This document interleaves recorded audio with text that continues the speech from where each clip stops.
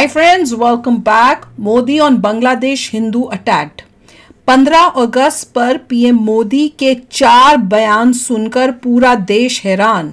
Modi on UCC. ओह, उनका इरादा पक्का है कि यूसीसी लाना है. इस बारी वो लेके रहेंगे. और उन्होंने बोला सुप्रीम कोर्ट तो पहले से कब से पीछे पड़ा हुआ है. चलो देखते हैं. वीडियो शुरू करते हैं. वीडियो शुरू करने से पहले अगर आप चैनल पर नए हो और आपने अभी तक सब्सक्राइब नहीं किया तो जल्दी से पहले सब्सक्राइब के बटन और बेल आइकन को क्लिक कर लो ताकि आपको हमारे सारे न्यू वीडियोस के नोटिफिकेशन मिल जाए जैसे हम अपलोड करें. अगर आपको वीडियो पसंद आता है प्लीज लाइक एंड शेयर. चलिए शुरू करते हैं. अरे वाह,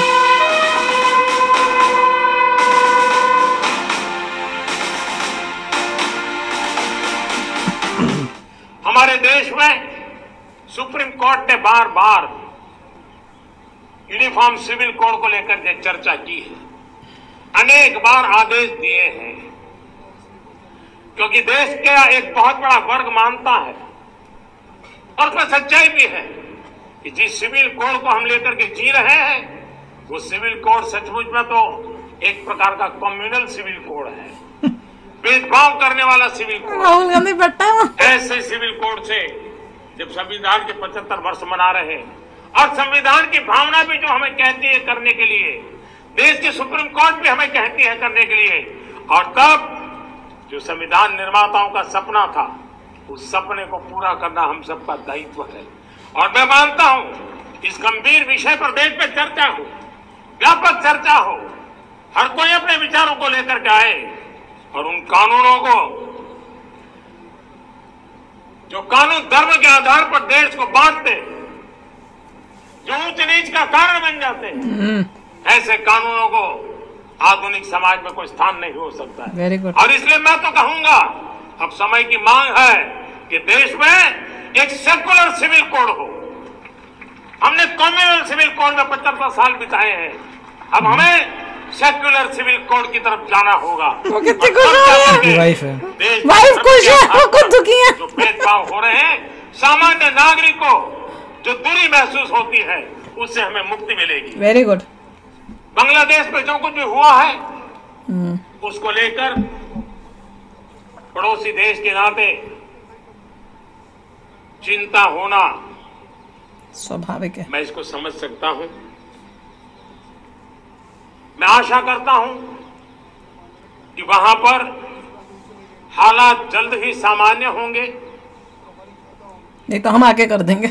खास करके 140 करोड़ देशवासियों की चिंता कि वहां हिंदू, वहां के अल्पसंख्यक, उस समुदाय की सुरक्षा सुनिश्चित हो. भारत हमेशा चाहता है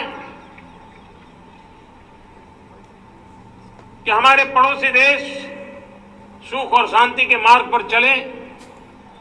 मार्ग पर चले. शांति के प्रति हमारा कमिटमेंट है, हमारे संस्कार है.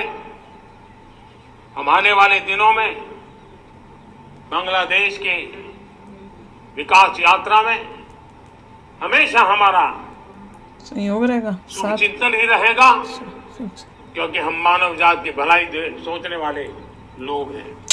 और मैं आज लाल किले से फिर बार एक अपनी पीड़ा व्यक्त करना चाहता हूं.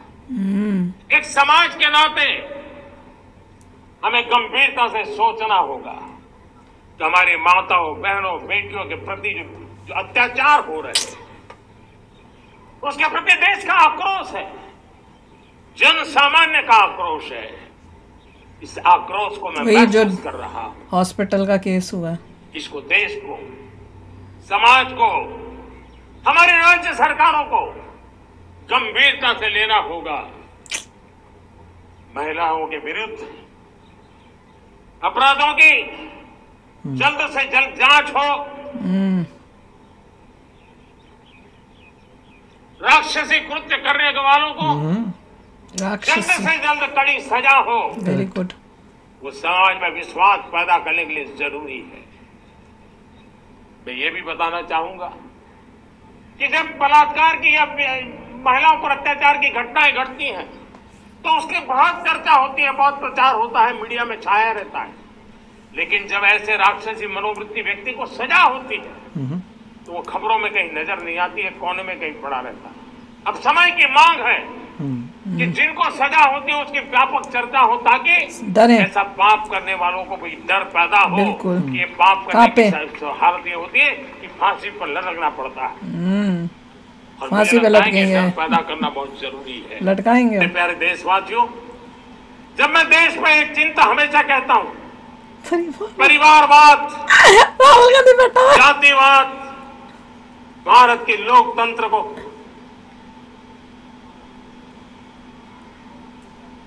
बहुत नुकसान कर रहा है। देश को, लोक राजनीति को वो वहाँ क्यों बैठा है? ओलंपिक प्लेयर है क्या? परिवारवाद और जातिवाद से मुक्त कराना। राहुल गांधी यार परिवारवाद के ऊपर भी उन्होंने सुना दिया। राहुल गांधी को खास बिठाया है कि सुन भाई, ये सब होएगा, तू कुछ भी कर ले, देश को सुधारेंगे हम। और तुम्हारा जो परिवारवाद है, ये कॉन्स्टिट्यूशन की बातें करता रहता था ना कि डिक्टेटरशिप आएगी, कॉन्स्टिट्यूशन नहीं, ये वो। तो मोदी जी ने उसी का इस बात बोल के कॉन्स्टिट्यूशन की बात करके बोल दिया कि कॉन्स्टिट्यूशन में अब ये सेक्युलर कंट्री एक्चुअल बनेगी। देखिए काफी अच्छा था, काफी मोदी जी ने क्रिटिकल बातें इसमें कही हैं, बहुत अच्छी बातें। सब इम्पोर्टेंट चीजें इन्होंने नैरो डाउन की 4 बातें। उनमें से जो एक बात थी बांग्लादेश वाली, उसके लिए भी काफ़ी एक वॉशिंगटन पोस्ट का आर्टिकल आया है, वो भी अगर किसी ने सुना हो तो क्या सुनिए। वॉशिंगटन पोस्ट के आर्टिकल में बहुत कुछ लिखा हुआ है। जितने भी न्यूज़ रीडर्स थे जो कहते थे कि उसमें यूएसए कहा था, वो सब गलत हो गया। अगर आप वॉशिंगटन पोस्ट की अंडरस्टैंड करेंगे उन्होंने क्या लिखा है, तो बेसिकली आप कह सकते हैं जिन जिन लोगों ने कहा था कि इसके पीछे यूएसए का हाथ है, उनकी चॉप हो गई है अनफॉर्चुनेटली। वो मैंने भी कहीं पढ़ा था, वो मैंने सबके सब गलत है। वो क्या अपनी गलती मानेंगे नहीं मानेंगे, आई डोंट नो। नहीं मानेंगे। कौन सा बताना, पोस्ट में क्या लिखा था, मैं देखना चाहती हूँ। वही लिखा था बेसिकली कि मिस्टर ब्लिंकन, मिस्टर जयशंकर और मिस्टर राजनाथ वो आपस में, और मिस्टर डोवल, वो सब के सब जो है आपस में उनके बहुत अच्छे रिलेशनशिप्स हैं। वो जो है आपस में सब कोलैबोरेट करे थे। दोनों के दोनों, इंडिया और यूएसए, सोच रहे थे कि कैसे टैकल करें बांग्लादेश को। जितने भी ऑपरेटिव ढाका से बाहर निकल रहे थे वो सब कह रहे थे कि बहुत ही एंटी इंडिया हो रही है कंट्री। ओके, जो भी ऑपरेटिव्स, जो भी आता था ढाका से इन्फॉर्मेशन देता था गवर्नमेंट को, हमारी और यूएसए को, कि एंटी इंडिया जनता हो रही है। फिर भी उन्होंने कहा कि शेख हसीना के साथ ही हम रहेंगे, जब तक चलना है चलने दो। उन्होंने ये इमेजिन नहीं किया कि शेख हसीना संभाल नहीं पाएंगी सिचुएशन को। किसने कहा कि चलना है तो चलते? इंडिया ने बोला ये? इंडिया एंड यूएसए दोनों वर वर्किंग टुगेदर। नहीं, ये किसने कहा कि जैसे एंटी हो रहे हैं फिर भी जैसे चलना है तो चलते हैं? तो इंडिया ने कहा। अच्छा। इंडिया ने कहा कि ठीक है एंटी इंडिया हो रहे हैं बट चलने दो अभी, क्योंकि शेख हसीना हमारे साथ है, वो कंट्रोल कर लेगी। यूएस ने भी पहले बहुत आवाज़ उठाई शेख हसीना के अगेंस्ट कि वो जो है उसने सारे जेल कर दिए लोग, उसने प्रॉपर डेमोक्रेसी नहीं की, उसने जो है इलेक्शन नहीं किए। तो इंडिया ने फिर कोलैबोरेट करके मिस्टर डोवल, अगेन बता रहा हूँ, mister Doval, mister Jaishankar, mister Rajnath, Anthony Blinken और मिस्टर बाइडन, ये सब के सब जो इकट्ठे बैठे, उनके आपस में ये हुआ कि मिस्टर डोवल ने कहा कि आप जो है डेमोक्रेसी के बारे में शोर मत मचाइए, क्योंकि अगर आप डेमोक्रेसी के बारे में शोर मचाते हैं तो बीएनपी आ जाएगी। बीएनपी आई वो तो पूरे डुबा देगी बांग्लादेश को और पूरा टेररिज्म बढ़ जाएगा। वो तो टेररिस्ट। इसलिए अभी आप जाने दो, शेख हसीना ने जिस तरीके से कंट्रोल करना, लेट इट बी, मत गिरने दो। उस वक्त दोनों ने एग्री किया कि हम लोग यूएसए जो है आवाज़ करना बंद कर देगा डेमोक्रेसी की, शेख हसीना को चलने दो। मगर जब देखा कि लोगों ने टॉपल कर दिया, तब दोनों को लग रहा है कि गलती हो गई है, कि दोनों ultimately everybody, both India and USA were moving together. अब मैं बता, उनके थिंक टैंक जो है, they knew what was going on, they jointly उन्होंने डिसीजन लिया था कि शेख हसीना को रहने दो, और जो तख्ता पलट हुआ है वो लोगों ने कराया, यूएस ने नहीं कराया। That is the reality. अब मैं बताती हूँ। तो ये जो है वॉशिंगटन पोस्ट ने कहा है। अब इसका मतलब ये नहीं है कि, मतलब उन्होंने ये क्लियर, एक पॉइंट क्लियर किया है कि मिस्टर डोवल का नाम नहीं लिया, but they said national security adviser. Mister Doval भी थे, और मिस्टर डोवल ने बोला था कि आप प्लीज जो है शोर मत बचाओ हसीना के बारे में, क्योंकि अगर आप बचाते हो और बीएनपी आती है तो क्या हाल होगा, तो पूरा तबाह हो जाएगा। तो यूएसए पीछे हो गया। ओके, अब मैं एग्री कर रहा है कि fine, you go with it. अब मैं बताती हूँ, जो सो कॉल्ड टीचर्स हैं, जिनके कई लोग बहुत दीवाने हैं उनको देखते, मैंने उनका वीडियो देखा इस टॉपिक पे। अब आप वो वीडियो जाकर उसका देखो, उसने सिलेक्टिव वे से कैसे एंटी यूएसए इसी चीज को बनाया है। अगर आपको विश्वास नहीं होता, you read the Washington post. अब और जाके वो वीडियो भी देखना। इन्होंने जो बोला जिस तरह से बताया कि कैसे टुगेदर काम करते, किस तरीके से बताया, वर्सेस उस टीचर का देखो कि वो किस वे से करके उसको बताता है, उसको सुन के आपको लगेगा यूएसए तो बड़ा गंदा, और यहाँ सुन के लगेगा कि इंडिया यूएसए के रिलेशनशिप्स अच्छे, तो दोनों इकट्ठे काम कर रहे थे। जो ये छोटे मोटे न्यूज रीडर से कुछ नहीं होता लाइफ में। पॉइंट इज कि टॉप लेवल पे think tank is very smart, mister Doval is very smart, Jaishankar ji smart हैं, राजनाथ सिंह, मोदी जी, सबको एग्जैक्टली पता है किस डायरेक्शन में जाना है। दे आर इंटेलिजेंट, आगे इंफॉर्मेशन आती है।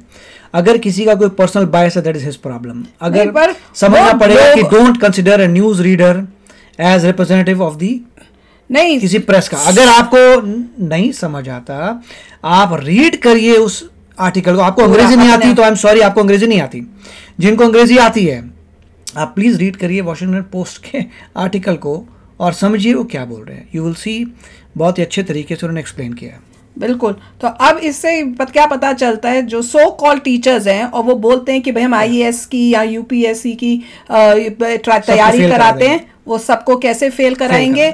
अपने पर्सनल जो है बिलीव्स, अपने बायसनेस उसमें डालकर, अपनी पर्सनल बायसनेस उसमें डाल के वो उनको डुबाएंगे। नहीं तो तुम पूरा जो न्यूज है बस उतनी बताओ, उसमें तुमने उसको इस तरह से बोला, ऐसे ट्विस्ट किया उस न्यूज को, तो इसमें लग रहा है जब मैंने वो सुनी न्यूज, मैंने वो सुनी उस वीडियो को सुना, उसमें इतना एंटी यूएसए डाल के वो बनाई हुई थी न्यूज कि ऐसे लगेगा कि यूएसए ही करा रहा था ये सब। और यहाँ पे उसी को रीड किया हुआ जब सुना है तो पता चला कि दोनों इकट्ठे काम कर रहे थे। उनको बोला गया यूएसए को कि डेमोक्रेसी का कर करके ये मत करो, अभी वो जीत जाएगी, जो हमारे लिए नुकसानदायक होगा, वो चुप हो गए थे। अब ये डिफरेंस है, और समझदार जो होंगे स्टूडेंट्स, उनको ये बात समझ। देखिए, अगर आपको अंग्रेजी पढ़नी आती है, जो मुझे लगता है कि बहुत ही जरूरी बात है, then you read the Washington Post का आर्टिकल एंड खुद उसको जज करो, exactly, rather than listening to a news reader जो अपने हिसाब से बता रहा है। हाँ, जो वो उस बात को ट्विस्ट करेगा और उसके अंदर अपनी बायसनेस डालेगा। तो चलो यार, शेयर करना अपने थॉट्स। चलते हैं, मिलेंगे नेक्स्ट वीडियो में बहुत ही जल्द। Till then, take care and bye bye. तो अगर आप मेरे इस चैनल पे नए हो तो जल्दी से सब्सक्राइब के बटन को हिट करो और बेल आइकन को क्लिक करो, ताकि आपको मेरा जब नया वीडियो मैं लगाऊं, आपको उसके बारे में जल्दी से पता चल जाए।